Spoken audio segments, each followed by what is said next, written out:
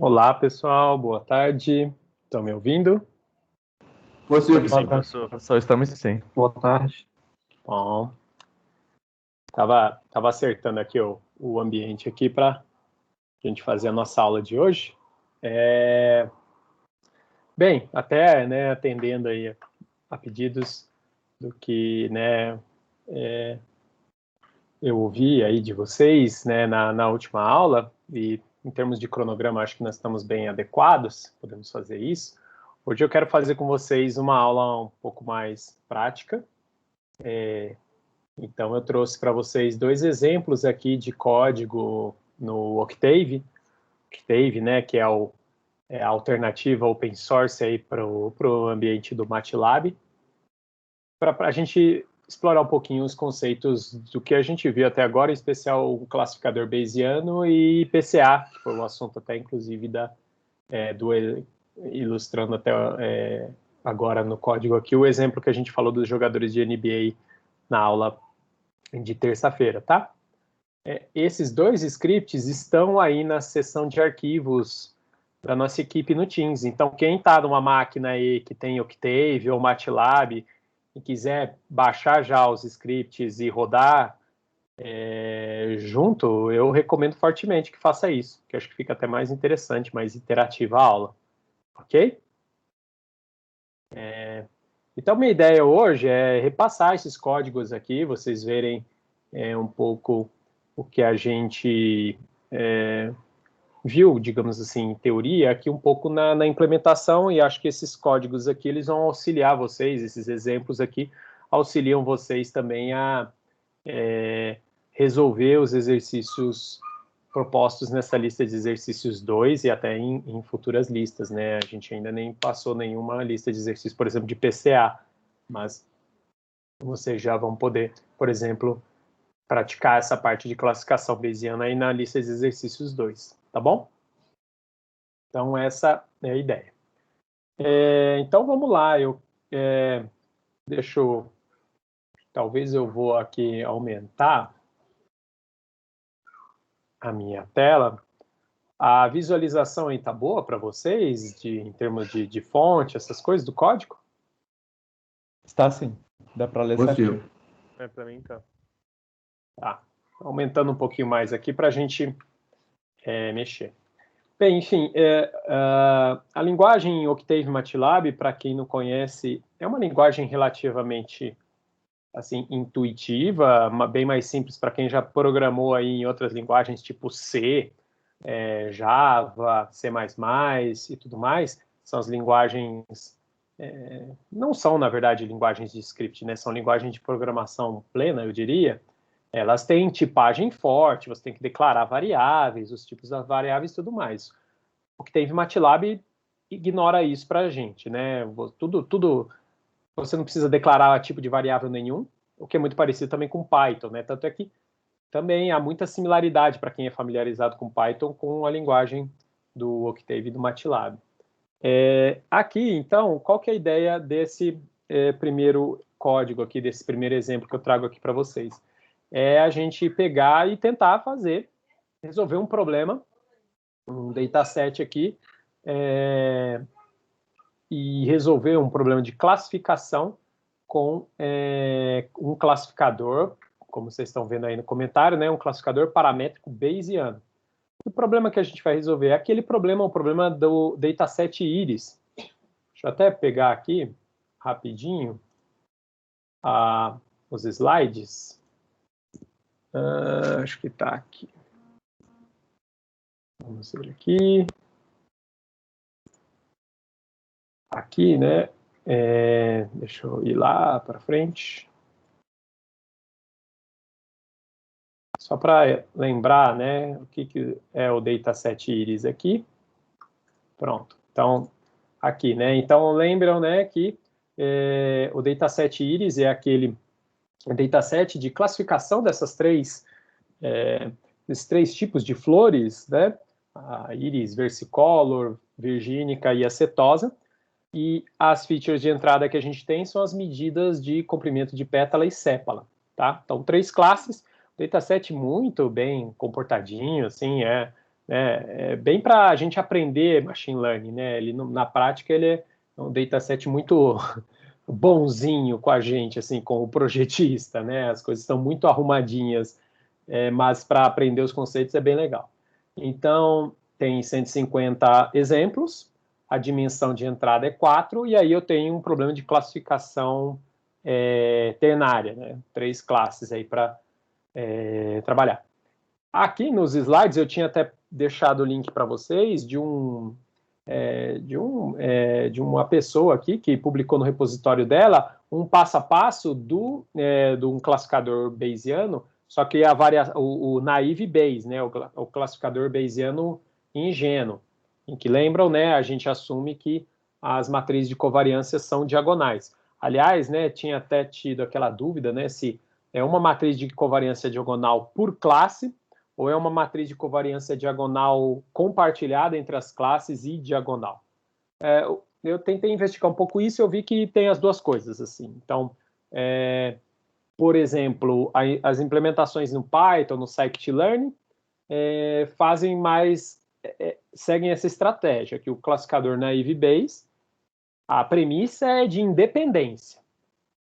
Então, eu tenho, né, uma verossimilhança gaussiana para cada uma das classes, cada uma com a sua matriz de covariância, só que cada matriz de covariância ela é diagonal, ou seja, as features de entrada são independentes entre si, dada aquela classe. O Alpidin, por sua vez, no livro texto, adota a convenção de que o classificador naive Bayes ele assume que as verossimilhanças compartilham de uma mesma matriz de covariância e essa matriz de covariância é diagonal, tá bom? Então, assim, não tem nem certo nem errado. Eu diria que a implementação em Python, né, essas implementações das bibliotecas em Python, por exemplo, como essa aqui que na verdade aqui né, esse autor aqui faz na unha, né, faz na mão, mas se você olhar a documentação do scikit-learn lá e ver a implementação em Python do naive Bayes, vai ver que usa a mesma premissa de que eu tenho uma matriz de covariância para cada classe, só que elas são diagonais se eu estou fazendo, né, o Bayesiano, o naive, né, a abordagem da classificação Bayesiana naive. Enfim, né, essa abordagem é mais, digamos assim, ela é mais generalista porque, né, você tem mais parâmetros para estimar, ou seja, seria um modelo um pouquinho mais complicado, um classificador um pouquinho mais sofisticado, mais complexo do que o classificador naive Bayes no entendimento do livro-texto, né, do Alpidin, tá bom? Bem, mas aqui só para contextualizar, né? Só queria contextualizar o dataset para vocês. Quem quer, né, por exemplo, quem já acompanhou esse exemplo aqui, ótimo, né? Já viu então um estudo de caso dentro do Python.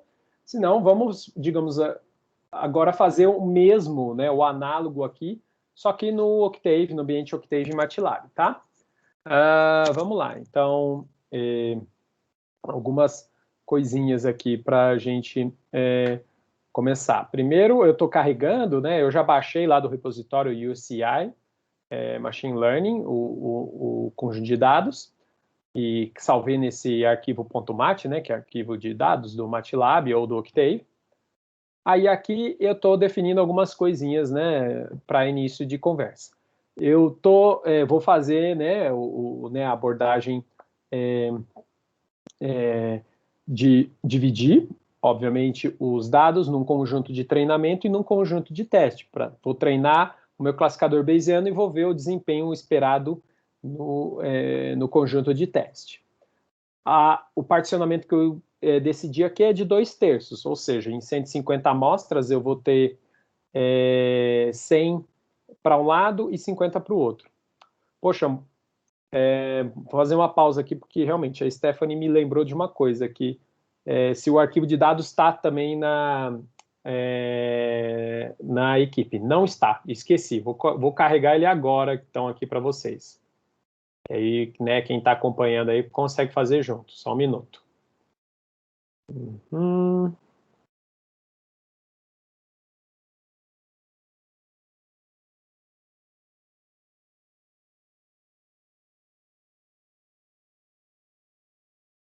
Pronto, obrigado aí, Stephanie, pelo lembrete. Acabei de carregar lá, então quem está acompanhando no código aí, que está fazendo junto aí da sua máquina, pode baixar lá também o iris.mat. Ok? Tá, então aí, vocês vão ver aí, né, por exemplo, vou rodando por etapas aqui, por trechos, que aí a gente vai passo a passo, né? Então, estou selecionando aqui primeiro só para carregar o iris.mat. Deixa eu limpar a tela aqui. Vocês podem ver aí que eu tenho duas variáveis nesse iris.mat. O iris inputs, que são justamente as... deixa eu usar o outro comando aqui, oh, meu Deus. CLC. Comando RUS, né, que lista as variáveis que você tem aí no teu workspace, no Octave. Então, vocês estão vendo, eu tenho uma variável iris inputs, 4 por 150. Então, essa variável são os dados de entrada do dataset. Reparem que os exemplos estão em colunas, são 150 colunas, 150 exemplos, cada exemplo de dimensão 4. Então, são vetores coluna, os nossos exemplos. E os alvos, né, ou seja, as classes, iris targets. Vamos ver esse iris targets, primeiro vamos ver o iris inputs aqui. Vou mandar imprimir todas as linhas, só que os 10 primeiros exemplos. Aí, estão vendo, né? Então, a gente tem aí um conjuntinho aí dos 10 primeiros exemplos, com aquelas medidas, né? Então, o primeiro elemento ali é a medida da pétala, o comprimento de pétala, o segundo é largura de pétala, depois comprimento de sépala, largura de sépala, tá? Muito bem. Aí, vamos ver agora o que ver o jeitão desse iris targets. Todas as linhas, também as primeiras 10 colunas. Vejam só, né? Eu tenho aí, né, aquela notação one-hot encoding para indicar as classes a que pertencem cada uma das amostras no iris inputs. Reparem que todas as primeiras 10 são da classe 1. É porque está ordenado. Então, vamos tirar aqui a restrição. Opa! E mostrar todo mundo. Então, vejam, né, que até as 50 primeiras... acho que né? Acho que, se não me engano, tem quase 50, ou é muito perto, né? 50 para cada um.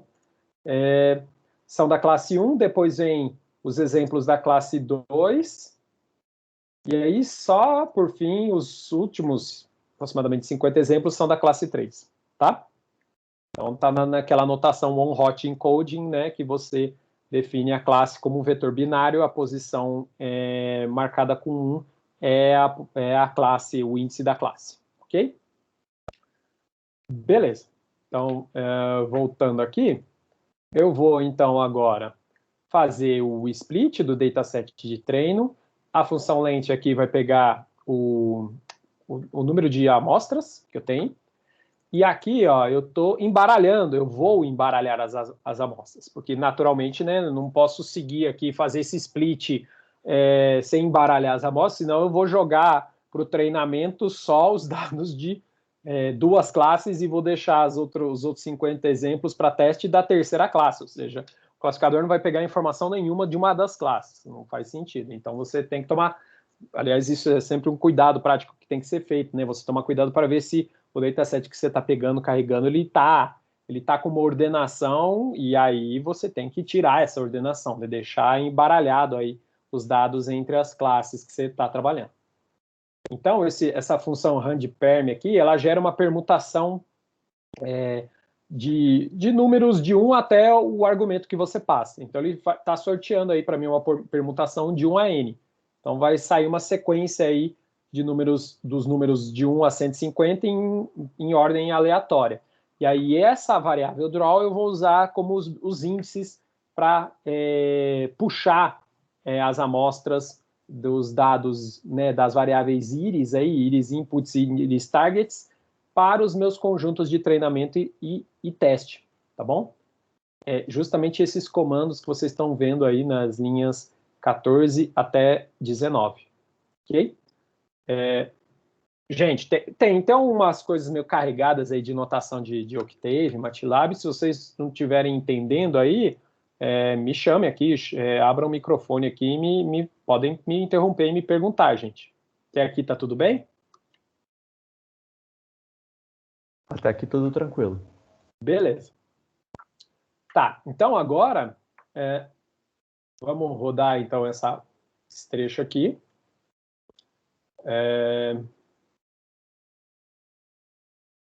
Rodamos isso. Então agora eu tenho lá, né, as coisinhas. Vejam só que como foi meu sorteio aqui, ó.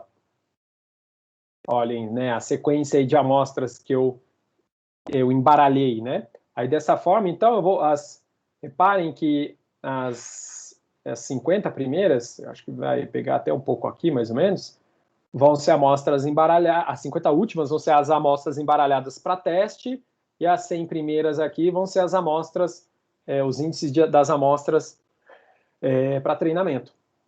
Tanto é que agora, se a gente olhar, ó, vou limpar aqui de novo, se a gente olhar agora o meu X-Train, na verdade, pelo X-Train eu não sei muita coisa, né? Mas se eu olhar agora a variável C-Train, que são as classes dos dados de treinamento, vejam só, agora eu tenho embaralhadinho amostras de entrada associadas a classes variadas entre as três. Era esse o objetivo, claro, desse embaralhamento para montagem e split aí dos dados. E vejam também, né, que ficou, no fim das contas, 50 amostras para teste e 100 amostras para treino. Tá bom? Muito bem. Então, vamos seguir em frente. Aí eu vou agora começar o treinamento de fato. O treinamento de um classificador paramétrico gaussiano é simplesmente eu estimar os parâmetros das gaussianas associadas aos dados de entrada condicionados a cada classe, como a gente viu também nas aulas passadas. Então, eu tenho que estimar as probabilidades a priori das classes, as verossimilhanças, e aí com probabilidade a priori, verossimilhança, eu consigo daí também calcular a função de evidência e avaliar as probabilidades a posteriori, tá bom? Então vamos lá, começou aqui, né, como está marcado no comentário, o treinamento, o processo de treinamento a partir dos dados, tá? Professor, só uma dúvida. Sim. A gente tem os dados de treinamento e teste separado? Sim, eles estão, ó, voltando aqui, ó. E validação também? Porque eu só vi separar em dois, não deveria ser. Sim, ótimo que você perguntou isso. Por que eu só separei em dois, em treinamento e teste? Porque eu não vou fazer nenhuma seleção de modelo. Eu não vou, né, fazer a validação cruzada aqui para selecionar modelo. O que eu quero dizer com selecionar modelo? Eu quero, por exemplo, treinar um classificador bayesiano com a matriz de covariância cheia, ou eu treino um classificador bayesiano com a matriz de covariância diagonal, o naive Bayes, né? Comparo o naive Bayes com o classificador full, né, completo, que é o que leva aquele discriminante quadrático, lembra que a gente falou? Se eu tivesse que daí treinar modelos com complexidades diferentes e aí eu quero escolher qual deles generaliza melhor para daí eu usá-lo, aí eu teria que ter um conjunto de validação para fazer essas escolhas, entendeu? Mas aqui no caso, o modelo está definido. Eu não vou, a complexidade, o modelo em si é um só. Classificador paramétrico, vou estimar a matriz de covariância cheia para cada classe, vou estimar o vetor média e vou usar. Então, nesse caso, é fazer o treinamento e avaliar o resultado no conjunto de teste somente. Ficou mais claro? Ficou claro, obrigado. Tá. Então, beleza. Vamos voltar para cá. Oh, meu Deus. Aqui. Então, vejam, eu vou primeiro estimar as probabilidades a priori. Como é que eu vou fazer isso? Basicamente, eu vou contar as ocorrências das classes nos dados de treinamento, porque a probabilidade a priori é justamente isso, né? É a proporção de exemplos de cada classe, independente das informações de X, né? Do dado de entrada. Então, como que eu posso fazer isso no Octave? Se eu uso o operador de igualdade no Octave em vetores, ele faz a operação lógica de igualdade coluna a coluna do vetor e retorna justamente um vetor com o valor 0, 1 booleano para cada comparação que ele fez, ok? Então, por exemplo, se eu pego aqui e faço o vetor de classes no índice 1, na linha 1, porque a linha 1 é a linha da classe 1. Onde tiver valendo 1 nessa linha, significa que aquele exemplo, aquele determinado exemplo, ele é da classe 1, tá? Então, eu vou fazer, né, essa verificação em que exemplos a classe 1 tá ativa, né? Ou seja, o exemplo está categorizado como dessa classe, e aí eu somo, simplesmente somo esse vetor de resposta da operação de igualdade aqui, que aí vai me dar o total. E, né, claro, divido ele pelo comprimento da matriz, né, a maior dimensão dela, que é o número de exemplos, e aí eu tenho a frequência relativa como estimativa da minha probabilidade a priori. Tá bom? Então, dessa forma, eu sigo essa ideia para as probabilidades a priori das três classes, que eu estou chamando aqui, né, de prior, setosa, versicola e virgínica. Tá bom? Feito isso, aqui, né, no nosso script, tem um printf aqui para a gente acompanhar o resultado passo a passo. Vamos então rodar?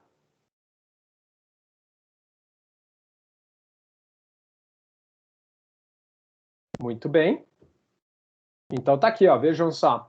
No conjunto de treinamento, as probabilidades a priori aí estão um pouco diferentes, estão vendo, né? A virgínica tem um pouquinho mais, mas não muito, né, do que as outras. Então, uma distribuição relativamente boa entre as classes para a gente estimar.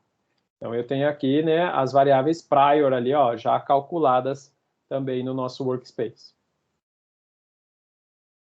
Muito bem. Qual é o próximo passo agora? A gente estimar as matrizes de covariância e os vetores de média, porque aí, estimando esses parâmetros, a gente tem as expressões das verossimilhanças, né? P de x dado C.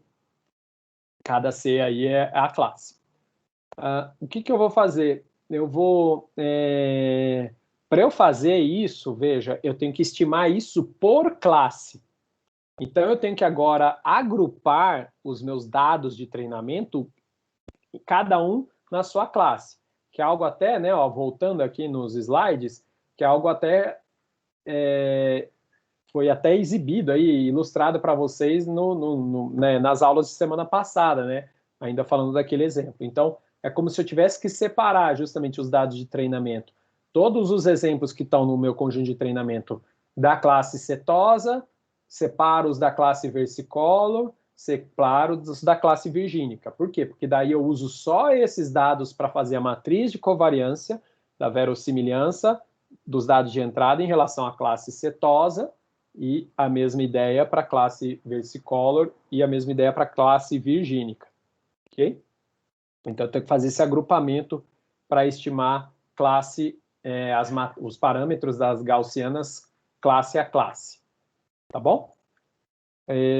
Então, eu vou fazer essa separação criando três variáveis aqui que vocês estão vendo, xtrain, aí, setosa, versicolor e virgínica, selecionando só aqueles exemplos em que, né, cujos índices equivalem aos índices em que o rótulo está valendo 1 na posição da classe.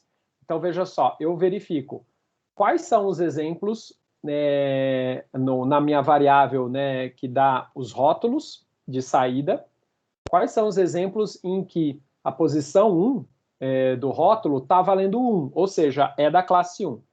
Isso aqui, o MATLAB, né, como eu falei, as operações relacionais do MATLAB entre vetores, ele faz posição a posição do vetor e retorna como se fosse um vetor booleano de zeros e uns para você. E aí você pode usar esses vetores booleanos de 0 e 1 para você, 0 e 1, como índices em um outro vetor. Então, o que está acontecendo aqui? O vetor xtrem, eu vou puxar do vetor xtrem todas as linhas, mas só as colunas indexadas por esse vetor de resposta aqui da comparação, né, feita no vetor de classe, na matriz de classes ali do conjunto de treinamento. Tá bom?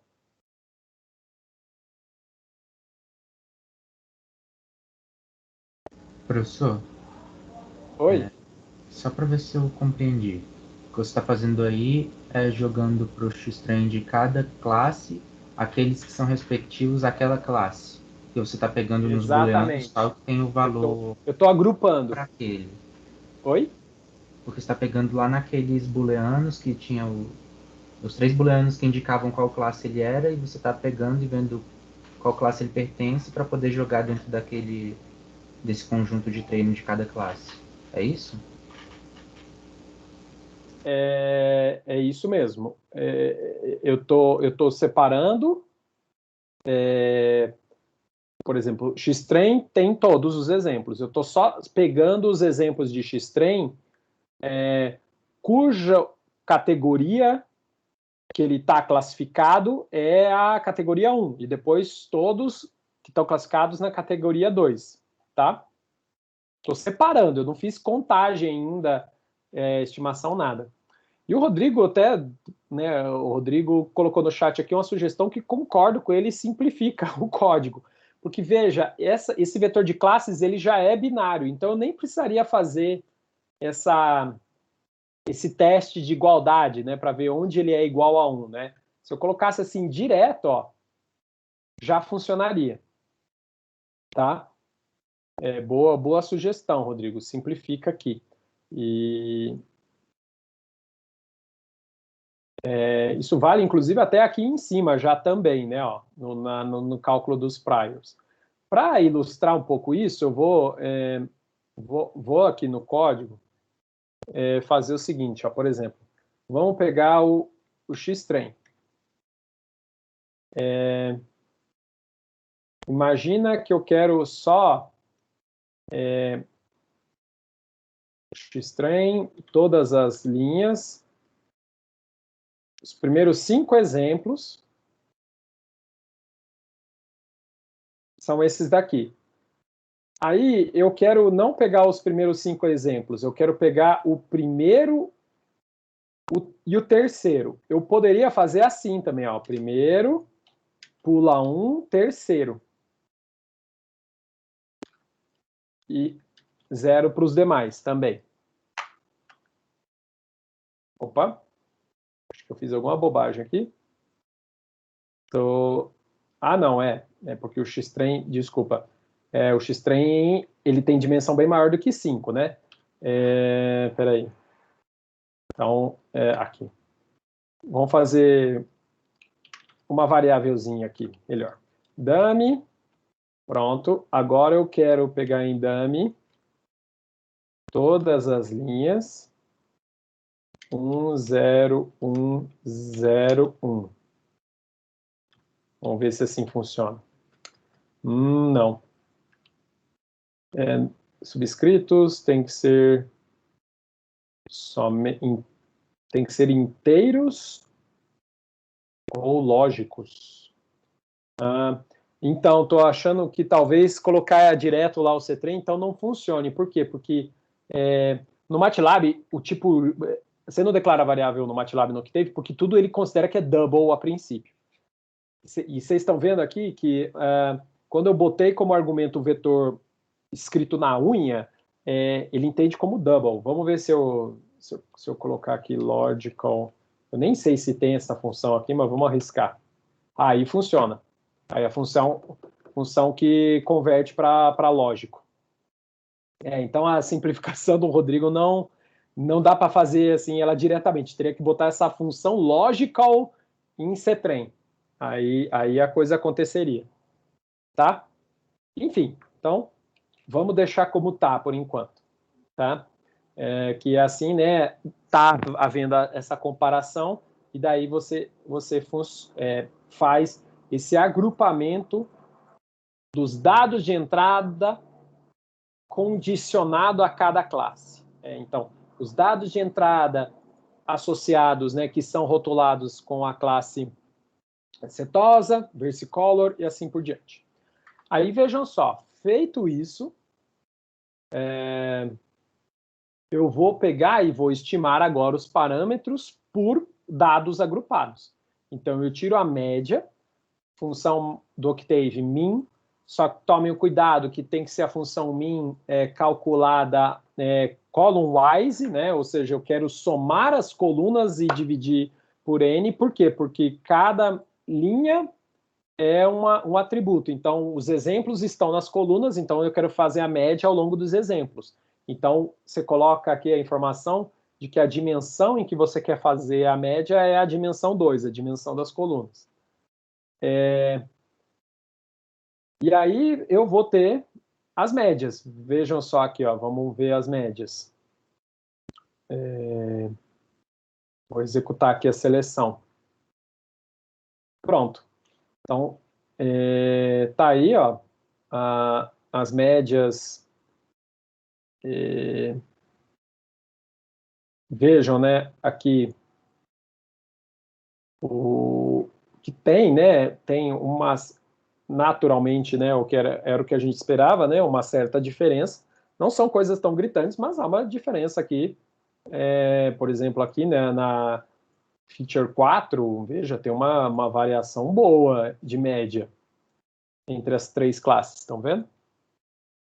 Até que lembram, né, que a Feature 4 na aula passada que a gente falou de seleção de variável, a Feature 4 na seleção progressiva foi a primeira, né, que dá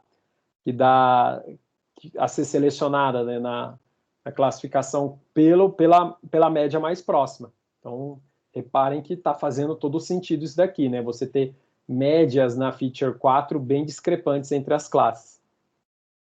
Beleza. Então, voltemos aqui.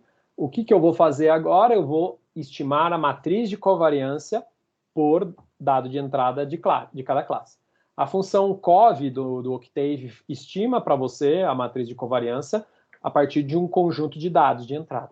O único cuidado que vocês têm que tomar é que a função cov assume que os seus dados, os exemplos estão nas linhas e não nas colunas. Então, é por isso que aqui eu estou transpondo, tá? Essa aspa simples aqui, a aspa simples aqui, ela está transpondo para daí ele fazer a estimação certinho, ok? Então, vamos agora estimar as matrizes de covariância. E agora está aqui o resultado, ó. Então, vejam, as matrizes aqui, tem diferenças também razoáveis aqui entre as classes, nada muito gritante, mas há, né, diferenças aqui, tanto nas variâncias, né, que estão nas diagonais, quanto nas covariâncias aqui entre as features. Ok? Pronto. Professor, só uma dúvida sobre o cálculo da covariância. Ele dá essa opção aí, se você pode fazer ela, eles chamam de sem bias ou com bias, né? Se é o N mais Sim. 1 ou se é o N. Uhum. Poderia falar um pouquinho sobre isso? Qual que é a escolha que a gente tem que fazer? Olha, na Ou se não faz prática diferença não faz nenhuma, muita né? diferença não, viu? Essa estimação com ou sem o bias, o estimador de covariância com ou sem o bias. Aqui, assim, para esse tipo de aplicação em machine learning, eu não vejo muita diferença não vocês adotarem a divisão por N ou divisão por N menos 1. Ainda mais porque o N é muito grande em geral, né, nos datasets de treinamento. Aqui até que faz um pouco de diferença, né? Porque o N é meio pequenininho, 150. Mas, assim, quando o N começa a ficar muito grande, N é muito parecido com N-1, então aí a estimação também, sabe, assim, não fica tão discrepante uma da outra. Então, na prática, assim, não vejo motivo assim para ter preocupações com isso, ok? Beleza. Beleza. Professor, Sim. deixa eu ver se entendi. Nesse caso aqui, a gente está considerando, né, que as matrizes de covariância são diferentes para cada classe. Exatamente. É aquele caso mais complexo lá, sem Exato. simplificação nenhuma. Aqui, ó, tô pondo até o slide para mostrar aqui. Nós estamos trabalhando com esse cenário aqui, ó, o último cenário da tabela. Que aqui, ó, retornando aqui, ó, é esse daqui, ó. Eu estou assumindo, então, que tem uma matriz de covariância que são 3 gaussianas, né? Uma verossimilhança para cada classe. Cada gaussiana tem matrizes de covariância particulares para elas, assim como vetores de média. O vetor de média, obviamente, né? Todos têm sempre diferente. Aí, consequentemente, aqui, né? Consequentemente, o discriminante, quando a gente, né, o discriminante assumindo, né, aqui a gente nem vai calcular o discriminante aqui, né, a gente vai usar a probabilidade a posteriori como discriminante e pronto, né, mas se eu quisesse escrever a expressão de uma função discriminante como log do numerador da probabilidade a posteriori, né, da expressão lá do teorema de Bayes, a gente cai, né, no discriminante quadrático aqui, nessa expressão que é uma função quadrática, né, uma forma quadrática de matrizes, tá? E aí, então, vai dar, né, geometricamente é esse cenário que eu estou assumindo aqui, que os meus dados entre as classes formam gaussianas com eixos de rotação diferentes entre si, e aí por isso tem matrizes de covariância distintas. E aí a fronteira de decisão entre essas classes vai ser dada por 2 a 2, vai ser dada por curvas quadráticas, né, parábolas. Tá bom?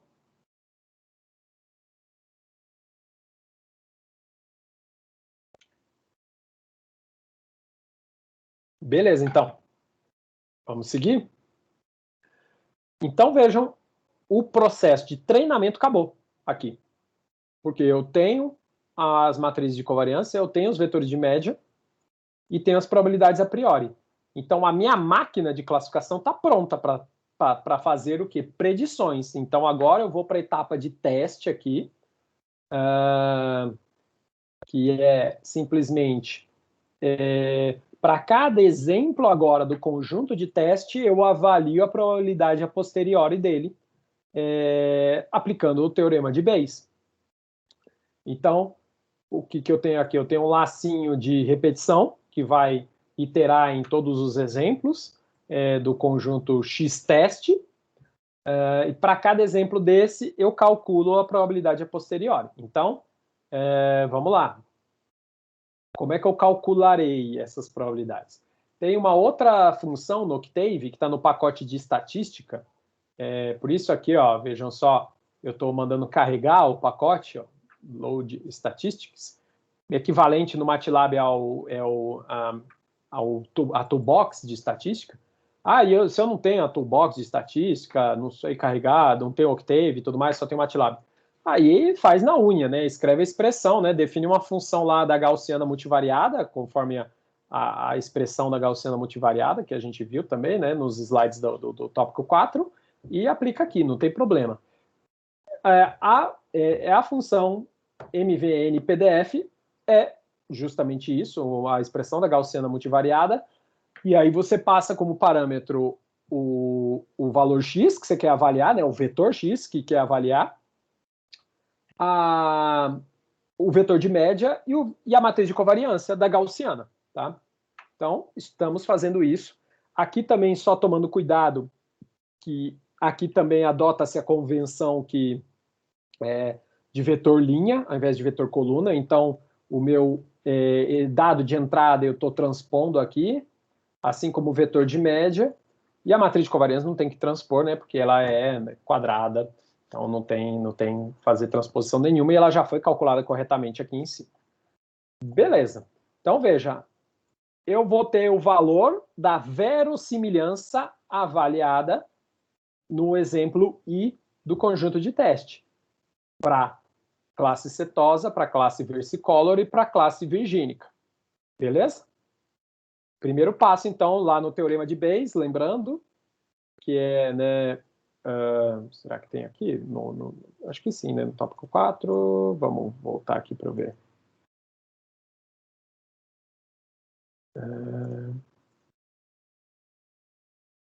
Não está aqui, né, mas... E vamos lá, vou colocar aqui só para a gente ir passo a passo.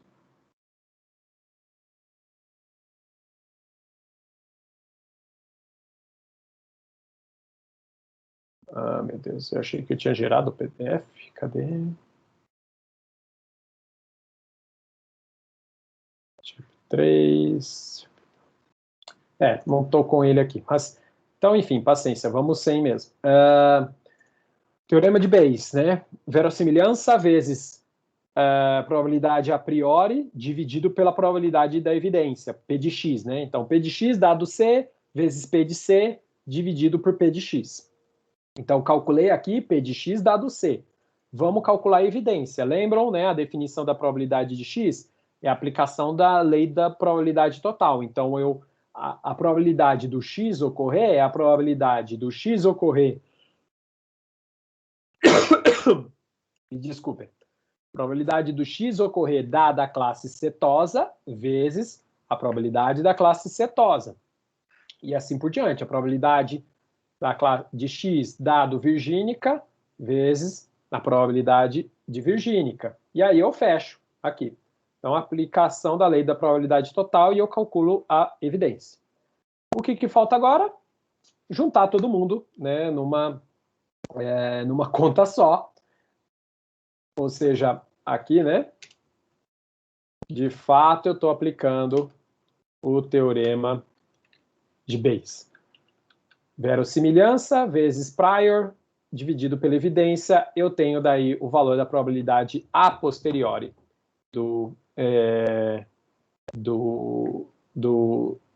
para aquele exemplo. Aí, o que eu tenho que fazer? Decidir, né, o classificador MAP, né, o classificador Bayesiano MAP, o que ele faz? Ele olha para as 3 probabilidades a posteriori e decide pela maior, pela mais provável. Ou olha para o valor da função discriminante, se ela for log log de P de x dado C mais log de P de C, decide pelo maior valor de G para cada classe. Tanto faz. Então, aqui o que eu estou fazendo é simplesmente pegando as 3 probabilidades a posteriori, botando num vetor só e pedindo para me retornar quem é o máximo. Já pondo na ordem certa, né, que eu estou adotando, né, cetose é índice 1 e versicolor 2 e virgínica 3. Então, com o retorno da função max, eu vou ter a probabilidade predita para aquela classe e o índice da classe predita. Por que eu quero esse índice? Porque aí eu vou comparar, né, já que eu estou fazendo a avaliação do desempenho do meu classificador treinado, eu quero comparar, então, a minha predição com o resultado ideal, ou seja, eu comparo se no conjunto de teste lá, né, na variável C-teste, ou seja, na variável dos rótulos dos dados de teste, o índice em que eu fiz a predição, ou seja, eu estou achando que é a classe 2, então eu vou no índice 2 do vetor bináriozinho lá, e se eu acertar, tem o índice 2 na variável C-teste tem que estar marcado valendo 1. Se tiver diferente de 1, no MATLAB diferente é assim, né, etil igual, no Octave, MATLAB, eu errei. Aí, quando eu erro, eu somo 1 nessa minha variávelzinha aqui de contagem. Aí, no final, eu consigo daí finalmente ter, né, a acurácia do meu conjunto de teste. Vai ser simplesmente, né, 1 menos o total de erros, a proporção de erros em relação ao total do conjunto de teste. Beleza?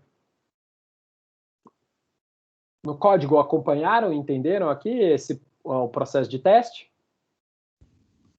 Professor, tem como repetir rapidamente a partir da evidência ali, do código? Tá, só um minuto. Então, aqui, recapitulando. Eu calculei as verossimilhanças, que são as gaussianas, né? Aqui no nosso modelo. Aqui, né, eu estou calculando essas matrizes aqui, ó. Estou calculando essas matrizes aqui, matriz S de I e matriz M de I para cada classe, né?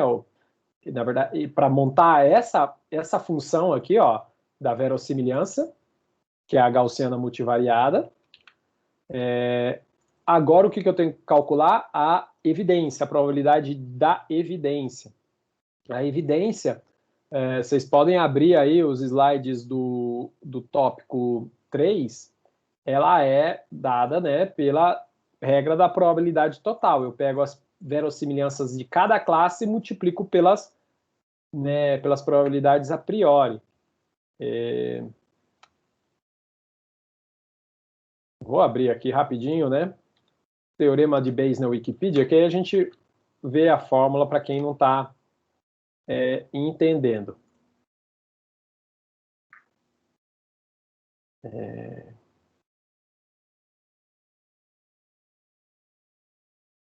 Aqui, ó. Por exemplo, vejam só aqui, né, nesse exemplo aqui de probabilidade a posteriori, né, no diagnóstico médico aqui de câncer e sintomas. Vejam, né, então a posteriori é câncer dado os sintomas, verossimilhança são sintomas, dado, né, o diagnóstico, sim ou não de câncer, probabilidade a priori, e aí como é que eu calculo a probabilidade da aparição desses sintomas, dessas evidências, dessas informações de entrada? Eu faço a lei da probabilidade total, ó, no denominador. Ó. Pego, né, para cada cenário, câncer, não câncer aqui, vezes a verossimilhança, da aparição daquela evidência, dado que a classe aconteceu ou não. Eu estou seguindo justamente essa ideia, só que aqui no caso para 3 classes. Evidências associadas a 3 classes, evidências de entrada, dados de entrada associado a 3 classes, tá? Então eu calculo aqui a evidência usando essa estratégia, e aí finalmente eu posso juntar tudo na expressão da probabilidade a posteriori, do teorema de Bayes. Numerador dividido pelo denominador lá, que é a evidência. Feito isso, eu agora, né, decido entre o maior valor de probabilidade a posteriori. A probabilidade a posteriori que tiver o maior valor, eu indico como classe, a predição minha de classe vai ser justamente essa vencedora, ok? Feito essa predição, eu comparo a predição feita com o meu conjunto de teste, tá? Então, eu pego aqui o índice no meu, né, na minha variável ctest, que tem, né, os vetores one-hot encoding lá, com as classes para os exemplos de entrada do conjunto de teste, e vejo se na posição lá daquela classe que eu fiz a predição, está valendo 1. Se tiver valendo 1, eu acertei. Se tiver diferente, eu marco um erro aqui, incremento a minha contagem de erros. E aí depois eu consigo fazer a medida de acurácia. Ok? Ficou mais claro agora? Ficou sim, professor. Mas eu só tô com uma duvidazinha. É que, na verdade, eu não tô vendo no código onde você varre a matriz procurando os valores da flor, né? Não se ela já é, não a matriz 1 e 0, a matriz que tem os tamanhos, para comparar com os valores que você tem, para depois você ver se você acertou ou não. Eu estou fazendo isso 1 a 1, Jeremy, porque ó, veja aqui, ó, tem um laço fora, ó, tá vendo? Sim. Aí... Então, aí 1 a 1 para cada entrada. Então, aqui, ó, a entrada x-teste I. Eu calculo verossimilhança, evidência, probabilidade a posteriori. E aí, para essa entrada aí, eu olho na variável c-teste, coluna I também. Ficou mais claro?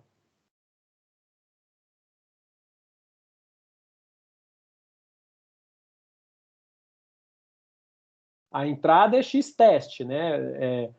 São os dados X do conjunto de teste. E a saída desejada é C-teste, é a classe C no conjunto de teste.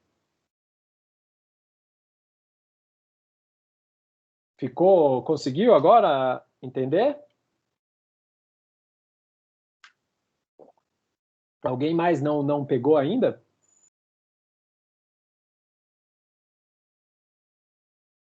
Professor, Oi, Miguel.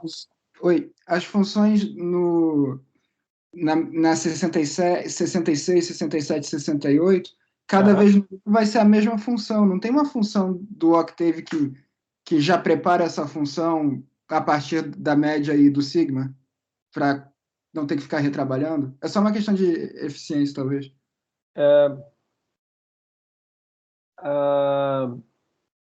Entendi. Tipo, eu passo o x-teste uma vez e passo todas as matrizes e todas as médias uma vez, é isso? Isso. Quis dizer? Aí ele seria uma função que retorna uma outra, né?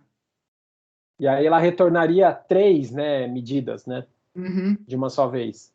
Isso. Eu não conheço. Pronta eu não conheço, Miguel. Não, acho que eu não me expliquei direito.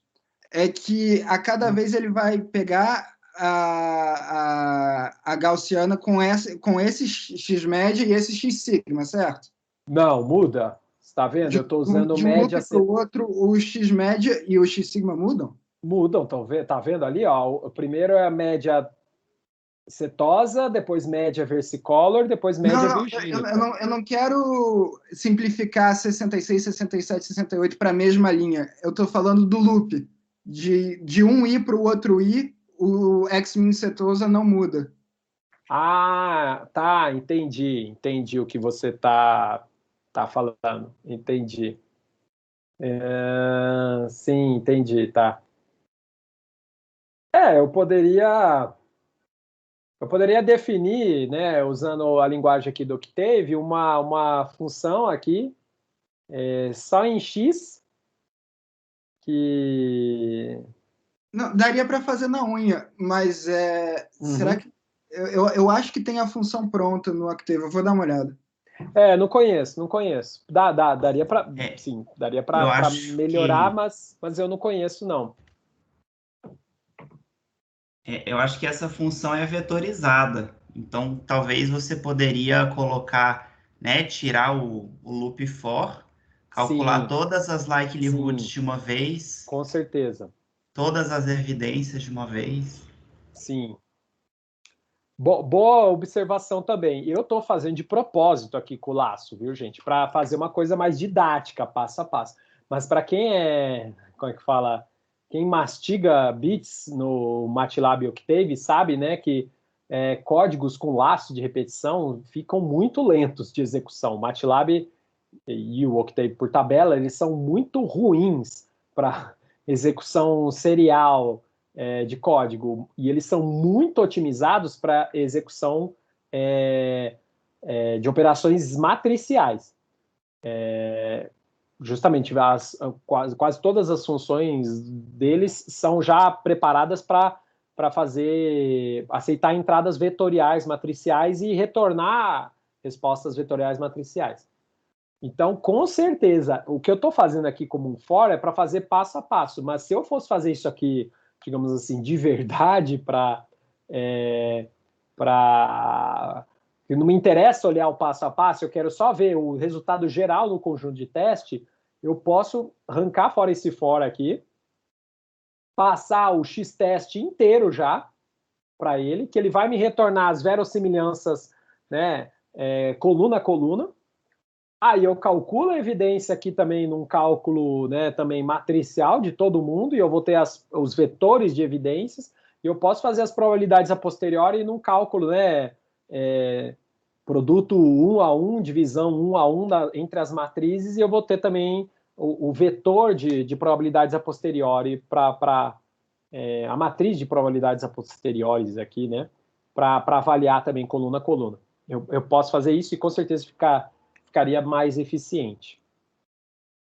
Ok? E aí, mais dúvidas e comentários aqui no código?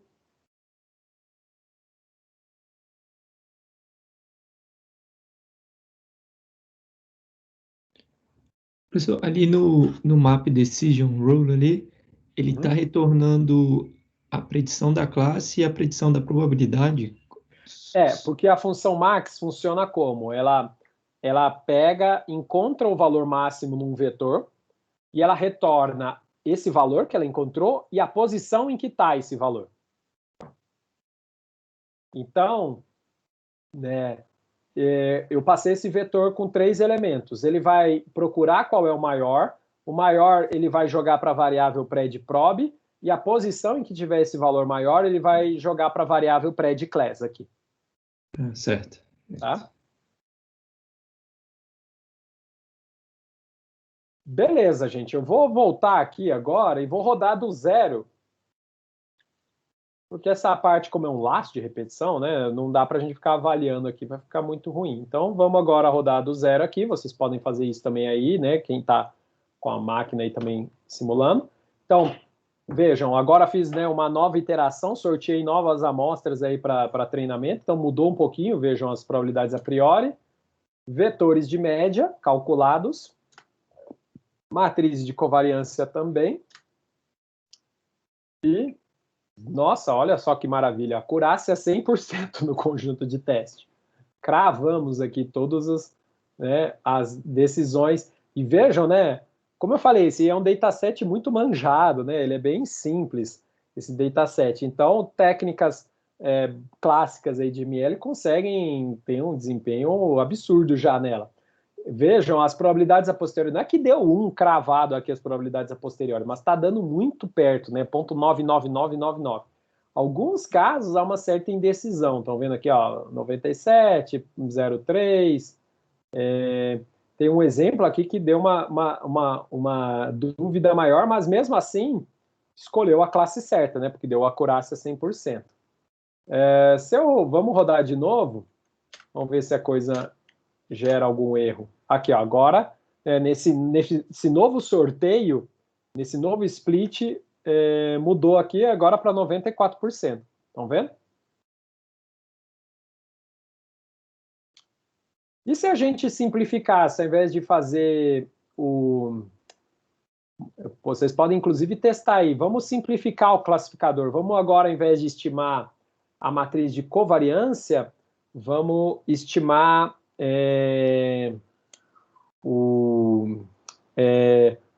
a matriz de covariância cheia, vamos estimar a matriz de covariância só a diagonal, ou seja, vamos fazer o naive Bayes aqui. Como é que eu posso fazer o naive Bayes? Eu venho aqui, eu vou comentar esse trecho aqui para não perdermos. E agora tem uma funçãozinha do Octave que chama diag, que ele pega os elementos. Eu estou na dúvida se ele gera uma matriz diagonal ou se ele pega os elementos só na diagonal. Vamos conferir aqui. Help diag.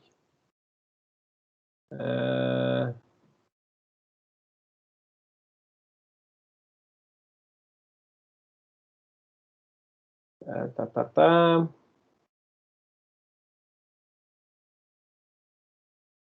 Acho que é isso. Ó. Se você dá uma matriz como argumento, ele pega justamente a diagonal principal da matriz para você. Vamos ver se vai funcionar. Então, eu estou aqui ó, pondo agora como argumento eu pegar só a diagonal da covariância estimada.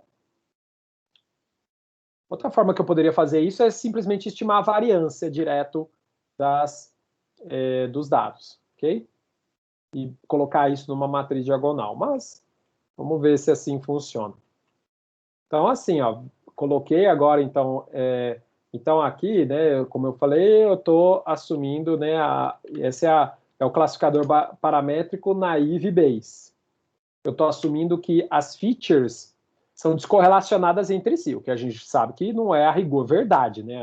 As matrizes de covariância lá não estavam dando zero fora da diagonal. Mas, às vezes, mesmo com essa simplificação, o classificador pode ser que ainda continue tendo um desempenho alto, como está tendo agora. Vamos experimentar? Então, fiz isso. Vamos rodar aqui. Não, mas vai dar pau aqui agora. Vai lá. Porque ele puxa a diagonal, mas puxa como um vetor. Então, eu acho que o que a gente tem que fazer agora é chamar a função diagonal de novo. Porque aí, quando você chama ela de novo com um vetor de entrada, aí ela constrói uma matriz diagonal com esse vetor na diagonal. Vamos lá. Mas se for fazer tudo isso, não é melhor multiplicar ponto a ponto por uma AI? Também. Acho que acaba sendo mais fácil. Também. Aqui. Honestamente, eu não sei. Eu não sei assim, o que faz de diferença aqui de desempenho, né? Colocar aqui uma AI de, né? A dimensão é 4. Não peguei nenhuma variável aqui, né? Ponto a ponto. AI, para quem não está familiarizado com o Octave MATLAB, é a identidade, né? Ele gera uma matriz de identidade aí, na dimensão que você passa para ele. Aí, como está fazendo esse ponto a ponto, nem precisa do diag depois. Verdade.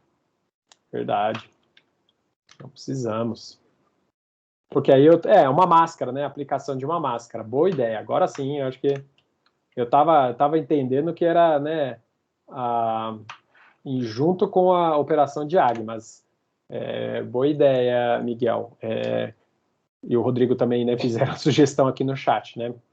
Então, vejam, voltando então. Então, agora eu só estou usando uma identidade 4x4, então só a diagonal está 1, e aí se eu faço a multiplicação ponto a ponto, né, como os meninos acabaram de sugerir, eu estou apagando, né, os elementos fora da diagonal porque eu estou multiplicando por 0. Boa sugestão, fica mais intuitivo assim. Então, pronto. Agora vamos repetir aqui.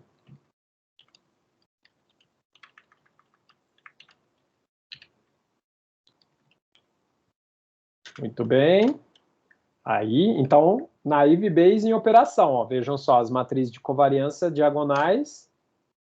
E olha só, não caiu quase nada, né? A acurácia, 98%. Então, veja, apesar da simplificação do modelo, ainda, né, o desempenho esperado no conjunto de teste continua bem forte. Vamos repetir aqui para ver se não foi pura sorte. Nossa, o split agora deu uma boa desbalanceada, vocês estão vendo? Ó, a classe setosa ficou bem mais predominante no treinamento do que a virgínica. E a acurácia, consequentemente, até caiu.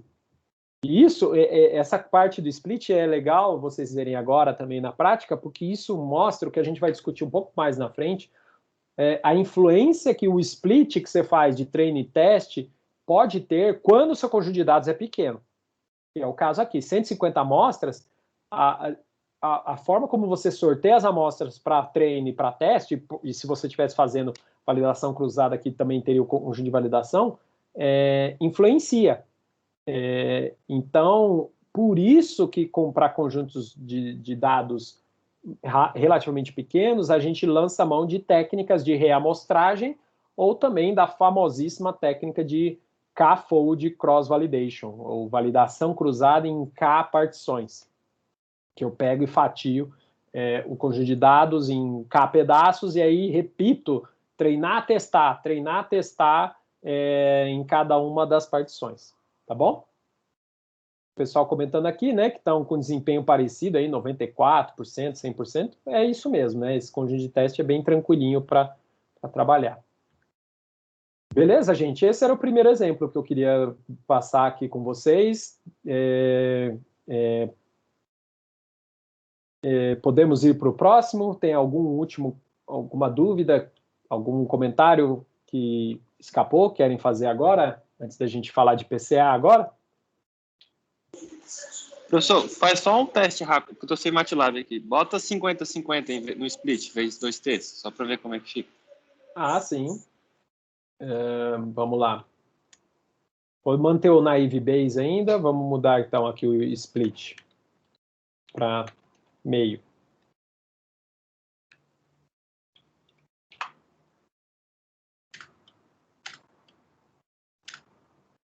% 96%. Também tá bom ainda. Se a gente... É que nem você falou, esse dataset ele não é tão difícil assim, né? Nada, esse dataset é muito tranquilinho mesmo. Agora aqui o desempenho caiu um pouco mais, né? Dataset, as técnicas de ML aí modernas, esse dataset elas cravam, né? Em geral, assim, né? Não tem muito para onde correr não com ele. Ele é muito usado justamente para isso, para a gente aprender, né? A testar, experimentar as técnicas e a teoria, mas assim, do ponto de vista de uso real, assim, né? Já é um dataset que não tem utilidade, não. Beleza, gente?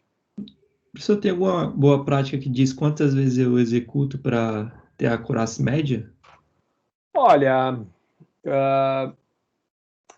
você pode estudar isso um pouco mais tem testes estatísticos isso entra aí um pouco de teoria de estimação, sabe, assim. Então, você levantar a acurácia, se a acurácia é uma medida que vai variar conforme uma gaussiana ali, ou, né, uma outra densidade, quantos testes eu tenho para, usando um pouco ali da teoria da lei dos grandes números, quantos testes eu tenho para a média convergir ali para um intervalo razoável. Você pode lançar mão da teoria de estimação para isso, se você quiser fazer algo, né, com rigor. Se não, eu acho que você pode controlar isso um pouco fazendo o seguinte: você repete esse experimento, então tira lá, repete 100 vezes. Aí você calcula 100 medidas de acurácia, tira a média e o desvio padrão da acurácia. E aí vê se esse desvio padrão está muito grande, plota o histograma dessa acurácia. Se a dispersão está muito grande, isso pode ser um indicativo que você tem que repetir mais vezes esses splits para ter uma estimativa melhor, tá bom? Mas acho que é possível você fazer isso de uma forma um pouco mais, como eu falei, empírica, aí, repetindo, vendo, né, a média e desvio padrão da acurácia, como é que está indo, começando com 10 repetições, 20 repetições, tá? Perfeito. Ok? Seria o caso de usar um K-fold, por exemplo? Um K-fold entra nisso. É uma outra, porque, né, o K-fold é uma dessas técnicas para você fazer o que a gente chama de reamostragem, né? De você repetir o experimento de validação cruzada, porque o dataset é pequeno e aí você quer, com a repetição do experimento, reduzir o efeito do particionamento, né? O efeito de você ter dado muita sorte ou muito azar na hora que você sorteou quem está para o lado do conjunto de treino e quem está para o lado do conjunto de teste.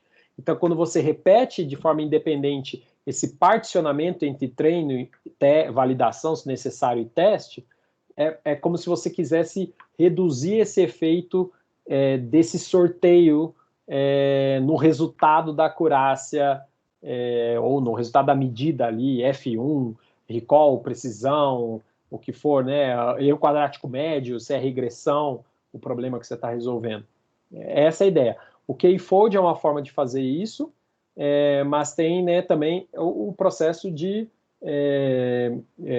reamostragem, que é simplesmente repetir.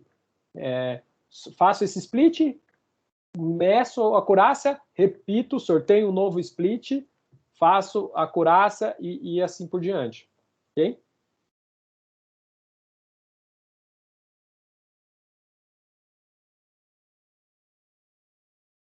Beleza? Vamos seguir? João, você postou alguma coisa aqui no chat que para mim não apareceu nada aqui. Não sei se é alguma mensagem de alguma coisa.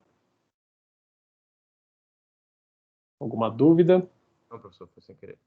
Ah, tá bom. Beleza, vamos para o outro exemplo? Então, o outro exemplo é o arquivo aí que vocês têm em PCA-NBA, que é deixa eu ir aqui para a aula da terça, né, que a gente falou, cadê aqui? Falou de PCA e no final, aqui, a gente falou desse cenário aqui. Imagina que você quer, PCA pode ser usado para compressão e redução de dimensionalidade, por exemplo, como a gente discutiu na terça-feira, eu tenho um dataset com uma dimensão muito grande diante do número de exemplos, e aí eu quero, e eu suspeito que eventualmente haja redundâncias entre os atributos daquele dataset, então eu uso o PCA, é uma técnica, né, veremos mais na semana que vem, é uma técnica possível para fazer essa redução de dimensionalidade, fazendo uma transformação linear dos seus atributos para um novo espaço em que as novas variáveis, denominadas componentes principais, são todas descorrelacionadas entre si, e elas tentam justamente capturar, né, elas são projeções das direções de máxima variância dos seus dados originais. Ok. Outro uso, né, que é ilustrado nesse exemplo que a gente pode dar para PCA, é você extrair a primeira componente principal como uma variável unidimensional que representa aquele dataset todo, K-dimensional.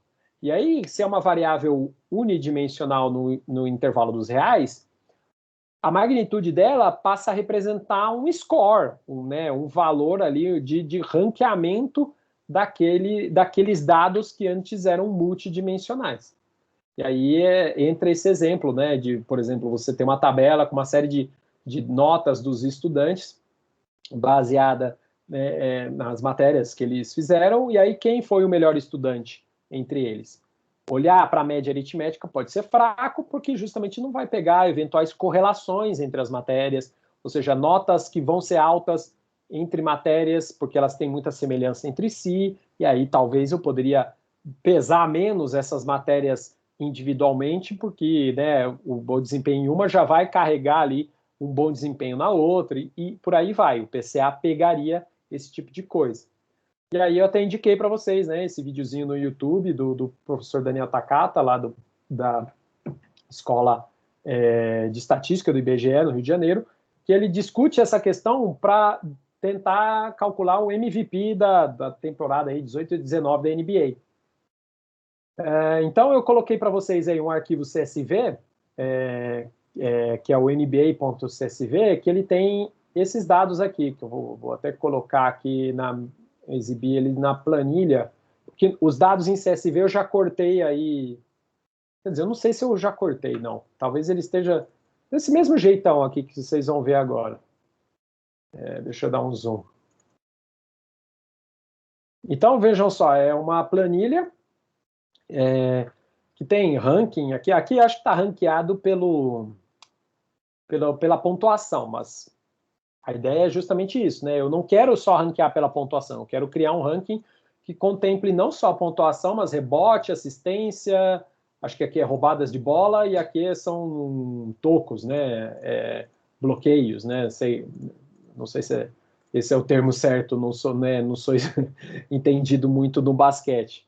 Mas, enfim, eu tenho, né? Essas são as 5 principais estatísticas aí, né? Que os amantes de basquete acompanham e as transmissões de basquete repercutem. E aí eu quero, né, para esses jogadores aqui, né, que estão com os nomes aqui concatenados, eu quero definir, sei lá, o James Harden é de fato o MVP, seria o MVP dessa temporada, com base nos rebotes, na pontuação, na média de pontos dele absurda aqui, né, 36 pontos por partida, ou não, né, um jogador que tem métricas fortes em todas as dimensões, às vezes não deveria ser melhor premiado. Então, é isso que a gente vai tentar avaliar aqui, tá? Então, eu tenho essa planilha, esses dados, e aí eu vou aplicar PCA justamente para fazer isso. Eu vou tentar pegar esses 5 atributos e projetá-los no espaço de uma dimensão só, de tal maneira que a direção de projeção pegue a maior variabilidade entre os jogadores. Ou seja, pegue essas 5 informações e quando eu projete essas 5 informações na direção única, os jogadores fiquem, né, distribuídos, espalhados o máximo possível.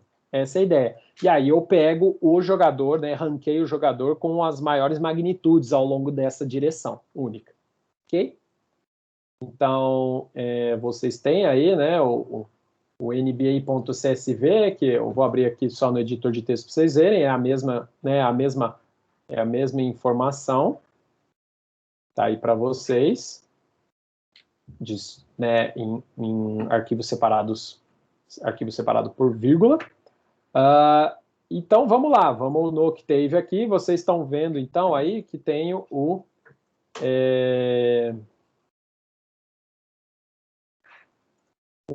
PCA_NBA.m e tem o NBA.csv, o arquivo CSV.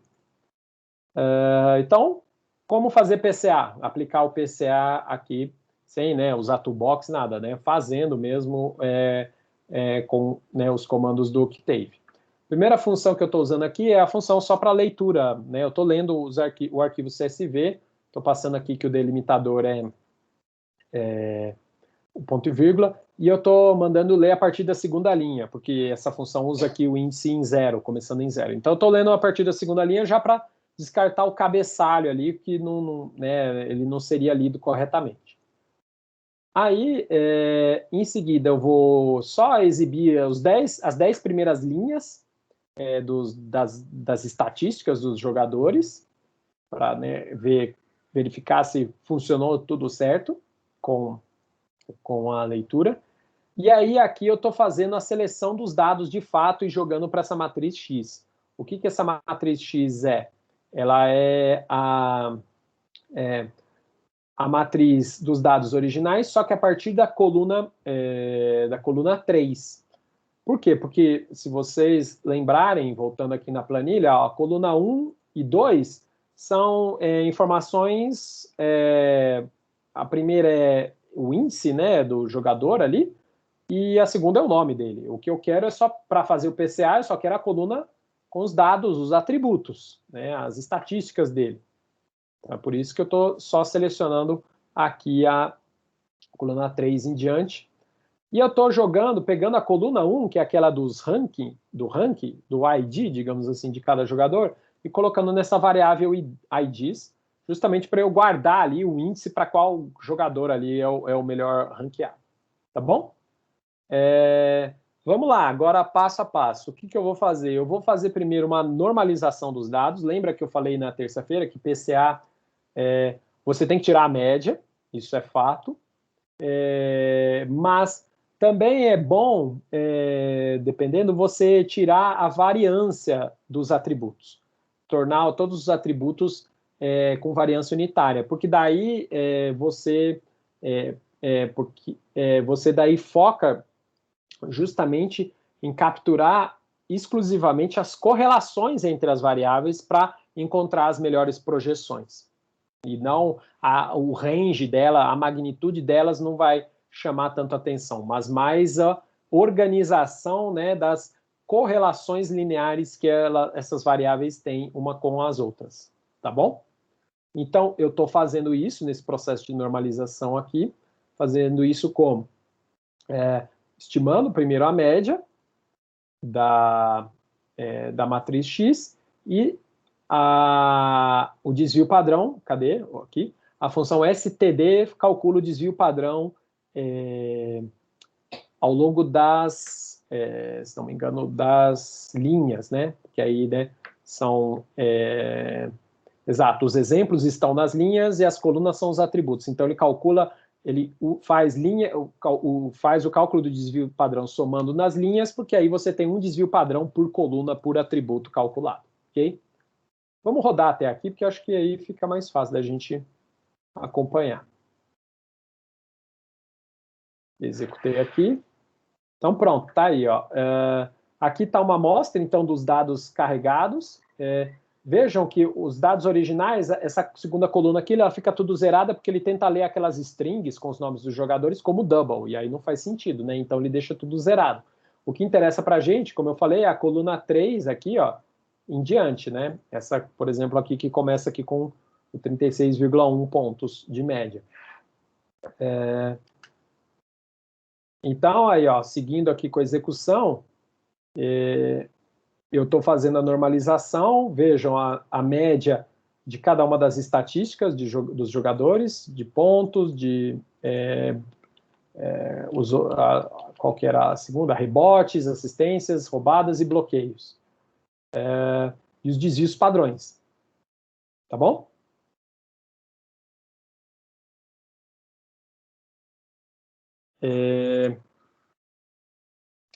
Tranquilo até aqui?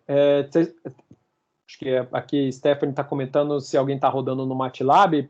Estão tendo dificuldade, eventualmente, de rodar o código no MATLAB, gente? No caso, está dando um erro por causa dessa função DLM-read. DLM-read? Acho que no MATLAB é outra função para ler um arquivo CSV. Pode ser. Vou até botar uma ressalva aqui, então, para eu lembrar disso. Eu não cheguei a testar do MATLAB, não. Eu acho que tem uma CSV read no MATLAB. Eu acho que né? Então, quem está no MATLAB, assim, tenta dar uma olhada, chama um help aí nessa função CSV read e deve, né, tenta invocar ela ao invés do DLM read. Pode ser que aí funcione. Isso, e professor, tem que se atentar também à versão do MATLAB, porque acho que até 2018A é uma função para abrir o CSV e depois é outra. Trocaram? Tem que se atentar. Tá, entendi. Uhum. Verdade, outra opção, no MATLAB, na interface gráfica, se você pega o CSV, eu acho que tem um assistente para importação de texto, alguma coisa assim, se não me engano. Você, lá no menu gráfico, você clica lá, né, importar texto, importar dados, alguma coisa assim, ele abre tipo um assistente em interface gráfica para você, que aí ele abre o texto, o arquivo texto, por exemplo, pode ser o CSV, e aí ele tenta, você vai marcando, o delimitador é ponto e vírgula, ou é vírgula, tab, assim, pode ser justamente mais fácil, mais amigável para quem quiser agora, né, tentar resolver aí, de momento aí a abertura do arquivo, tá bom? Tá, vamos seguir então aqui. Então, normalizamos os dados. Os dados normalizados, então, vão estar nessa matriz X0 aqui, ok? Não, eu ainda não normalizei, na verdade. Eu vou fazer agora a normalização subtraindo da média e dividindo pelo sigma 1 a 1. Então, vamos rodar esse trecho aqui.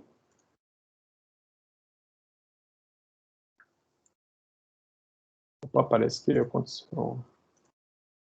Tentei rodar, não sei se foi aqui. Vou tentar de novo. Ah, agora foi. Nossa, foi várias vezes. Pronto.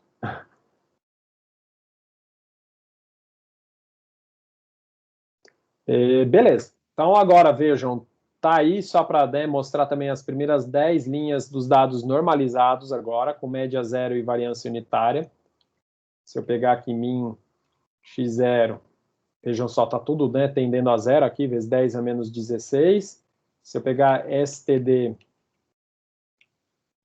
x0 também, ó, variância ou var, né, tanto faz agora aqui, x0, variância unitária para todos os atributos. Ok, então fiz essa normalização dos dados, agora eu tenho que fazer o quê? Para aplicar o PCA, eu tenho que descobrir o vetor de projeção, que é os autovetores, os maiores autovetores, né, maiores no sentido associados aos maiores autovalores, da matriz de covariância dos meus dados. Então, eu vou usar de novo a função cov, que a gente inclusive usou, né, no exemplo anterior, para estimar a matriz de covariância de x0. E aí, já vamos seguir aqui, eu vou calcular os autovetores e autovalores. Não precisa fazer isso na unha, né, resolver lá a equação característica, não tem necessidade disso. Você pode usar a função EIG, né, de eigen, né, de eigenvector e eigenvalue, do MATLAB e do Octave, e retorna para você numa matriz, em cada coluna da matriz os autovetores, e numa outra matriz, em cada elemento da diagonal principal, os autovalores associados. Ou seja, ela faz aquela decomposição que a gente viu na aula passada de a matriz, a tal decomposição espectral, né? A matriz A é igual a matriz de autovetores vezes a matriz diagonal de autovalores vezes a matriz de autovetores, se não me engano, transposta. Ok? Então, a função eig faz isso. A função svd também faz isso no que teve no MATLAB, só que a svd, né, ela é né, uma operação generalizada, né, uma decomposição de valores singulares, né, ela não vale só para matrizes quadradas. Ok.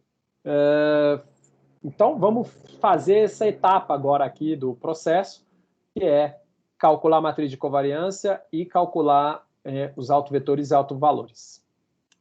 Vou mandar executar a seleção aqui. Então, aí, ó, primeira etapa, calculamos aqui a matriz de covariância. Estão vendo que a diagonal, obviamente, está toda valendo 1. E agora calculamos os autovetores e autovalores. Então, reparem aqui na matriz de autovetores, cada coluna aqui é um autovetor, e aí, na matriz de autovalores, cada elemento da diagonal é o autovalor associado ao respectivo autovetor aqui. A função eig, pelo menos no Octave, acho que no MATLAB também, ela faz de uma ordenação crescente. Estão vendo? Então, o maior autovetor é o último na matriz W. E o seu autovalor é o último da diagonal aqui. Estão vendo? Então, é esse último aqui autovetor, que é o maior e que tem autovalor igual a 1.92885. Tá? Então, é esse cara que eu tenho que usar se eu quero pegar a primeira componente principal. Só que reparem uma outra coisa aqui também. Isso pode acontecer também. Os autovetores, não há uma solução única né, na solução lá na resolução da equação característica lá de autovetores e autovalores. Então, você pode ter ambiguidade no sentido do autovetor. Então, estão vendo aqui que o autovetor está todo negativo. Então, esse autovetor aqui negativo, ou ele com valor positivo, é a mesma coisa. É o autovetor de maior direção é o autovetor cuja projeção maximiza a variância, né? Porque eu estou interessado na direção e não no sentido do vetor. Então, eu só tenho que tomar cuidado que aqui, no caso, deu sinal negativo para o meu autovetor, e aí o que eu tenho que fazer? Inverter esse sinal na hora de fazer a projeção. Então, no passo seguinte aqui, eu estou pegando, ó, o meu vetor de projeção vai ser a última coluna da matriz, só que eu estou trocando o sinal dela, por causa desse, né, dos valores estarem todos negativos. E aí, agora, finalmente, eu faço PCA de fato, eu calculo a primeira componente principal. Como é que eu calculo? Eu vou fazer, né, aquele produto W transposto vezes X. Só que lembrem que nessa matriz aqui de dados, os exemplos estão em linhas. Então, eu teria que fazer X vezes W coluna, que é o que eu estou fazendo aqui, nesse comando. Por isso que eu estou fazendo X0 vezes W, ao invés de fazer W vezes X, tá? Como eu já estou passando toda a matriz de exemplos para fazer as projeções, eu vou fazer linha a linha a projeção, resultando, né, numa lista da componente principal para cada jogador, para cada exemplo, né? A componente principal calculada, a primeira componente principal calculada para cada jogador que eu tenho no meu dataset. Tá bom? Vou fazer só, então vou executar só essas duas linhas aqui. Aí o que eu tenho? Se eu pegar o Z agora, olha só, eu tenho a lista de scores dos jogadores, indo, né, de 4.2 aqui, alguns, né, não está ordenado isso daqui ainda, né, então eu não sei aqui como é que vai ser a melhor organização da coisa. Mas eu tenho os scores, né, normalizados aqui para todos os jogadores, com base naquelas 5 estatísticas. É a minha primeira componente principal. O que eu posso fazer agora, então? Agora fazer um ranking deles. Para fazer isso, eu uso a função sort do Octave. Aí você dá a opção, né, de ordenar crescente ou decrescente. Eu estou querendo fazer a ordenação decrescente. E aí a função sort retorna para mim o que eu mandei ordenar ordenado, conforme o critério, e ele indica para mim, ele retorna os índices da ordenação. Então, com base nos índices originais de Z, como é que eles ficam agora ordenados, organizados.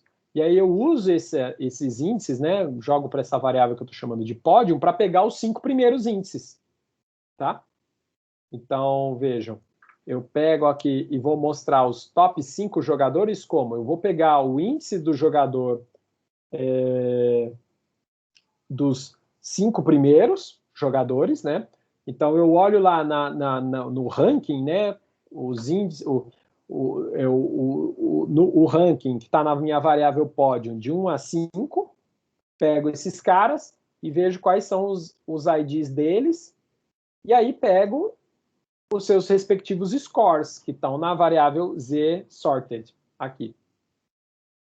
E aí, por fim, né, eu quero saber, né, como cada uma dessas 5 estatísticas aí da NBA pesou no cálculo aí dessa componente principal. Como é que eu posso medir isso? Eu posso pegar o vetor de projeção, W, né, o primeiro autovetor, dividi-lo pela sua soma, porque aí eu tenho uma média, eu tenho uma ponderação dos coeficientes de W que soma 1, né? Dá tipo um percentual para cada um dos pesos. E aí eu vou mostrar esse resultado aqui também.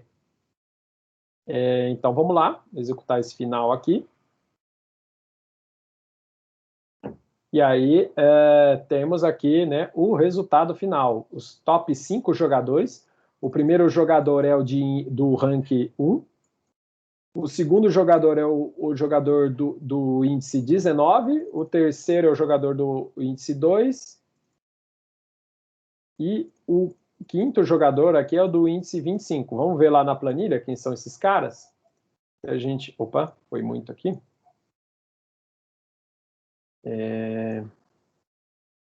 Então, conforme esse critério aí tá difícil aqui. Conforme... Aqui, ó, pronto, assim ficou bom. Conforme o critério aí do PCA, o MVP seria o 1 aqui, que é o James Harden. Depois é o jogador do índice 19, que é o Russell Westbrook, que teve um desempenho bom aqui de pontuação, mas ele pegou muito... Ele fez um triplo-duplo aqui, né, de médias, né? Estão vendo aqui, com rebote e assistência, né, acima de 2 dígitos. Acho que isso pesou para ele ficar em segundo lugar aqui. Aí depois dele vem o Paul George, que não fez triplo-duplos, estão vendo, ó? Mas fez uma pontuação muito boa. Depois de Paul George, quem vem é o cara do índice 3, o Antetokounmpo, quase fez um triplo-duplo, estão vendo? Só que em assistência ele não teve média. E para fechar o top 5 aqui, o índice 25, quem que é o cara aqui? Drew Holiday. Também fez boas marcas aqui nesses 3 primeiros índices aqui, né? De pontos, rebote e assistência. E uma pontuação média legal. Aí começa, né, a ficar muito parecido um com o outro, né? Aí por isso que aí não dá para a gente no olho bater. Veja que o James Harden acho que ganhou, né? Apesar dele não fazer um triplo-duplo, é porque ele tem uma discrepância grande aqui na pontuação, né? Na média de pontos por partida. Então pronto, gente. Fizemos o nosso, né? Temos o nosso algoritmo de cálculo do MVP aí da NBA. E a gente pode fazer isso com qualquer coisa, né? Você pode pegar agora, por exemplo, sei lá, estatísticas do Campeonato Brasileiro de Futebol, média dos jogadores, estatísticas, sei lá, do futebol americano. Você pode brincar, né, com essas características, né, diferentes aí de jogadores, estudantes, filmes, ratings, né, de diferentes de filmes, e por aí vai, datasets por aí vai, e, por exemplo, aplicar PCA para tentar fazer esse scoring, né, construir uma métrica única escalar que capture essas correlações entre as diferentes características no sentido de projetar, né, num score único e que maximiza a variabilidade, né, a discrepância entre os participantes ali, né, os jogadores, os exemplos que você está estudando naquele conjunto de dados. Ok? Entenderam esse segundo exemplo? Conseguiram acompanhar? Tem alguma dúvida ou comentário que queiram fazer? Professor, uma dúvida em relação ali no cálculo dos vetores e valores.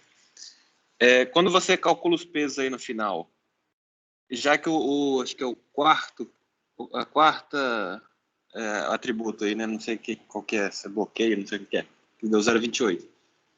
E o seu vetor mais alto foi a quinta dimensão, né? Você diria que ele está meio que alinhado com esse 0,28? Seria isso? Essa é a interpretação? Porque no caso do 2D, eu consigo ver a elipse ali bonitinho, né? Agora vai para 5 dimensões e aí fica difícil. Mas seria uma coisa mais ou menos assim.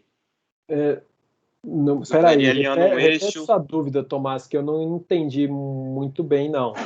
Sobe ali um pouquinho quando você calcula os altos valores e vetores, o WAIG. Vamos fazer aqui o W, aqui, ó, pronto. Tá aqui o W. Não, aquele que tem tem a matriz dos altos vetores. Aqui. Isso. Aí é e o outro, que acho que é o D, né? Você quer ver o D. Tá. Isso. Pronto. Aí você tem essa parte que eu entendi. Ele ordena isso por ordem crescente, né? Que você falou. De alto valores, certo? A matriz W, as colunas estão ordenadas conforme os elementos na diagonal da matriz D. Mas você não sabe qual que é a relação de cada uma dessas dessas colunas com cada um dos atributos, né? Qual seria o eixo de cada um deles? Aí vamos lá. Aí, por exemplo, eu vou calcular a primeira componente principal. Então, eu vou pegar a última coluna de W, porque a última coluna de W é a que tem alto valor maior, 1.92. Não, beleza. Mas você consegue dizer... Aí, vamos lá, calma. Aí, o W é esse cara aqui, ó. Tá vendo? O que o W vai fazer? Ele vai pegar e multiplicar por 0,55 os pontos, mais 0,21 assistências, mais 0,55 rebotes, mais 0,57... cadê a nossa planilha aqui? Ponto, rebote, assistência, roubada e bloqueio. Ok. Entendeu? Os coeficientes do vetor de projeção é que ponderam os seus atributos originais. E aí, por exemplo, se você tivesse, hipoteticamente, 1,0000, significaria que você está com o primeiro... a primeira componente principal só copia mais importante. O primeiro atributo. Exatamente. Então, beleza. Então, entendi o que você está fazendo. E essa é a ideia de uma projeção linear. Uma projeção linear é você pegar uma série de atributos e fazer uma combinação linear deles para construir uma nova medida. Beleza. Claro agora. Bem claro. Obrigado. Mais dúvidas e comentários, gente? Oi, professor. Tá me ouvindo? Sim. Então quer dizer que aí nessa lista de pesos, o quinto item, né, quer dizer, contribuiu com 0,05, né, ele é o que menos afeta na nota total? Exatamente. Ele poderia... A estatística, vamos ver qual que é a última aí, bloqueios, defesas. Uhum. Isso. Provavelmente porque justamente é uma dimensão que nessa busca da projeção que mais distribui, espalha os jogadores ao longo de uma reta, né? Esse atributo é o que ficou mais, digamos assim, comprimido, né? Menos variância. Com menor variabilidade. Legal. Tá joia. Quando faz a projeção, a melhor projeção, né? É o que contribui, é o que menos contribui para construir essa projeção que mais espalhou os jogadores, né? Se fosse uma aplicação de compressão, seria essa dimensão que você ia excluir, né? A validação que a gente viu na aula passada... Peraí, deixa eu só responder um pouco a primeira pergunta anterior. Se fosse remover uma... Tá, se você fosse decidir... entendi. Se eu fosse decidir pela remoção, né, de uma variável. Isso, para redução de dimensionalidade, né? Se eu fosse fazer... se eu fosse fazer uma seleção de variável com base nos pesos da primeira componente principal, sim, eu poderia fazer isso. Não, eu tô falando besteira, porque aí você projetaria, não seria isso. Porque eu já estou projetando, eu já estou construindo para uma nova variável, entendeu? Você projeta em outros eixos, eu viajei, tá certo. E aí? Mas assim, professor, desculpa, né? Igual a gente viu na aula passada, né? Se a gente fosse avaliar essas dimensões para ver qual delas melhora o nosso modelo, a gente teria que ter um novo conjunto de validação para testar a contribuição de cada dimensão dessa no score total? Não. Nesse caso, não. Você pode fazer aquela análise de... Assim, agora pensando em redução de dimensionalidade, né? Uhum. No caso da redução de dimensionalidade, aí você pode fazer análise direta no conjunto de dados todo com aqueles gráficos, né? Aquele gráfico de proporção de variância. Aqui, ó, cadê? Esse aqui, né? Então, eu pego, né, o PCA, faço a primeira... Se eu pegar só a primeira componente principal, transformar o dataset dimensão, por exemplo, aqui, 5 para dimensão 1, quanto da variância total fica? Aí, o que eu teria que calcular aqui, voltando no Octave? Seria 1,92 dividido por essa soma aqui, né? Seria, né? Vou pegar aqui D, a última, dividido pela soma da soma aqui, né? Porque é a diagonal. Pronto, eu pegaria 38% da variância total. Tá vendo? Agora, se eu pegar duas componentes principais, eu pegaria a última e a... Oh, meu Deus. A penúltima. Fechou aqui. 75% da variância total. Entendeu? Você testa, né? E se eu vou pegar agora mais uma? End menos 2, end menos 2. Ah lá, quase bateu 90% da proporção da variância. Então, provavelmente, se eu quisesse comprimir esse dataset por alguma razão, talvez aí, ó, o interessante seria eu fazer com 3 componentes principais, ou seja, eu calculo projeto Z de com o primeiro autovetor, monto um novo vetor que em Z de 1 é o primeiro autovetor vezes o dado original, Z de 2 é o segundo autovetor vezes o dado original e Z de 3 o terceiro autovetor vezes o dado. Que é justamente aqui, ó, vejam só, aqui, essa operação aqui, ó. Você vai montar a tua matriz W com K autovetores, com tantos autovetores que você quer para a dimensão de saída, vezes o dado original. Se você já tirou a média, né, ignora esse M, senão, né, na hora você subtrai a média. E aí, o que na prática você está fazendo é isso, ó, tentando encontrar ali a quantidade, né, de autovetores que você multiplica, que você põe na matriz W, para que bata ali ao redor de 90%, é uma métrica boa da variância. Legal, entendi. Beleza? Uhum. E aí, gente, mais dúvidas, mais comentários?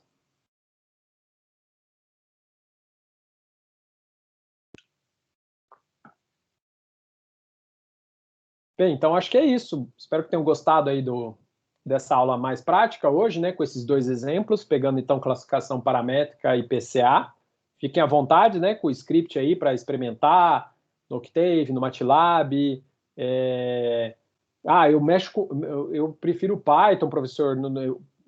Tranquilo, vai, né? Aproveita então os scripts para fazer sua implementação em Python e acho que em especial da lista de exercícios 2, né? Acho que pode ajudar aí, né? Esse exemplo que a gente discutiu hoje da classificação Bayesiana para vocês, né? Desenvolverem os exercícios da lista 2, tá bom? Legal, que bom então que foi proveitosa a aula aí, fico feliz. E aí na terça-feira que vem, então, aí a gente volta para o tópico de redução de dimensionalidade, tá bom, gente? Bom final de semana para todo mundo, então. E qualquer coisa, entre em contato aí, estou à disposição. Tchau, tchau.